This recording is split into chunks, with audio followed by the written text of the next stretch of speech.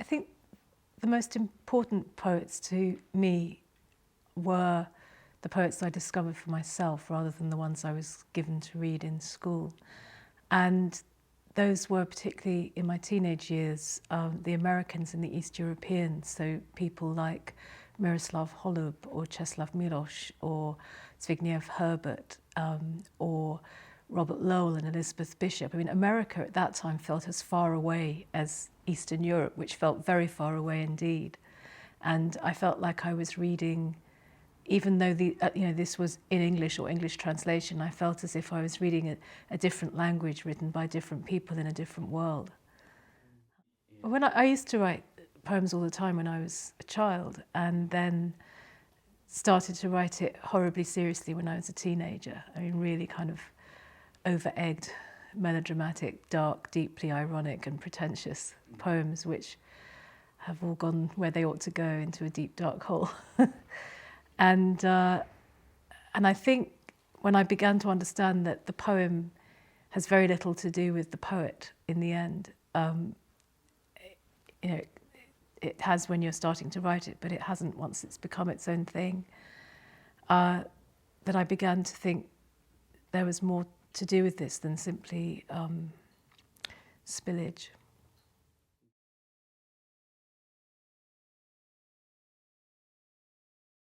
Well, for me, poems aren't about emotions.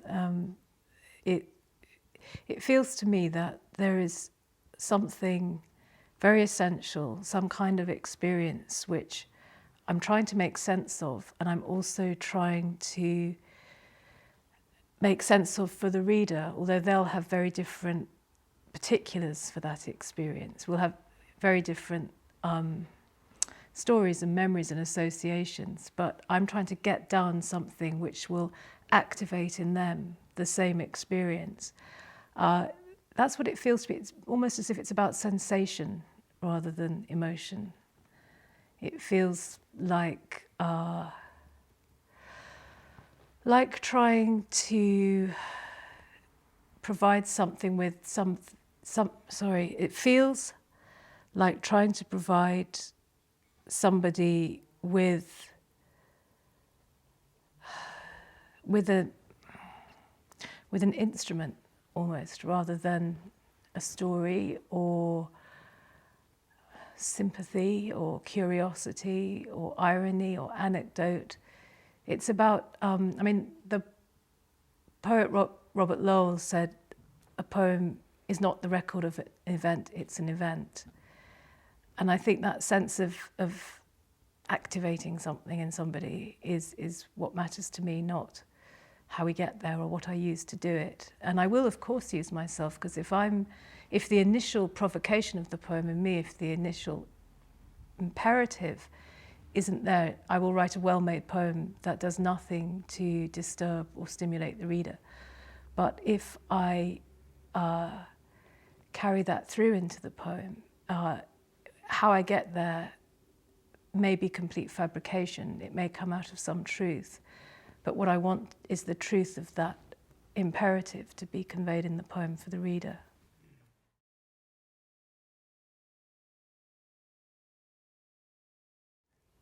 I think what I will get down is a phrase or a few lines, and within them will lie the form and music of the poem. And it's actually understanding exactly what's necessary to the poem to unfold and extend and establish those things that matters, and listening to it and finding out what its nature is, and then working my way towards it. So you're kind of adding more words in order to go deeper rather than further away from that first point.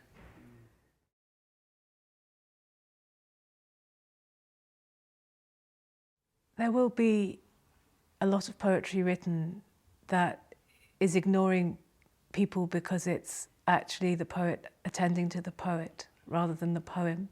But if the poet's attending to the poem, then that poem's not ignoring anyone.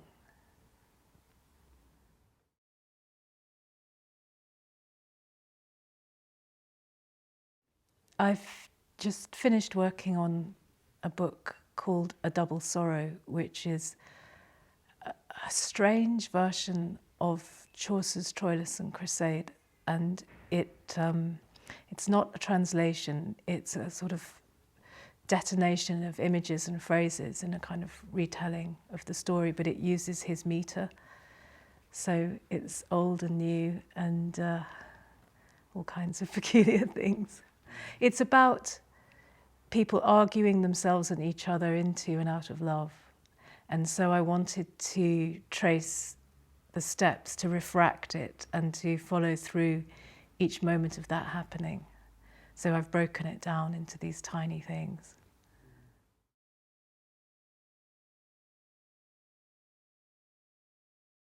I don't think poetry is ever going to be perceived as mainstream, but poetry is incredibly responsive. And so it will not become obscure, it will persist. I mean, I run an MA, and I find it incredibly heartening that people turn up in their early 20s every year with the wiring for poetry, and they've grown up in this world of technology, but they still have the wiring for poetry.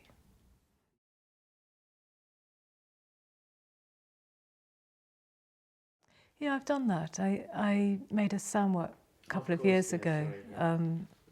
So I was really interested in taking things off the page and also making it a more immediate and physical and multidimensional experience. And I've also worked a lot with composers, writing text for music, libretti and song cycles and so on. And I really enjoy the realignment of the components of what I do when it's placed in collaboration with something else, and I get very overexcited about what other people can do that I can't do at all. So working with an artist or a composer or a filmmaker is always exciting.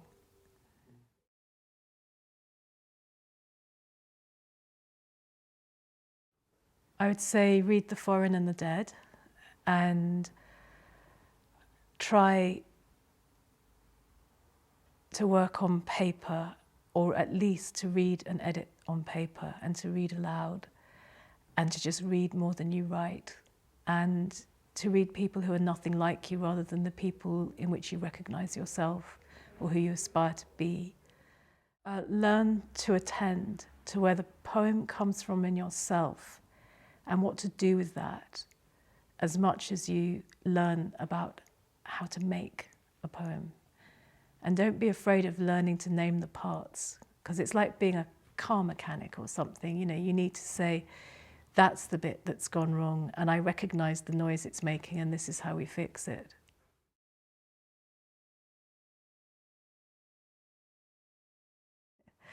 There are lots of really exciting new young poets.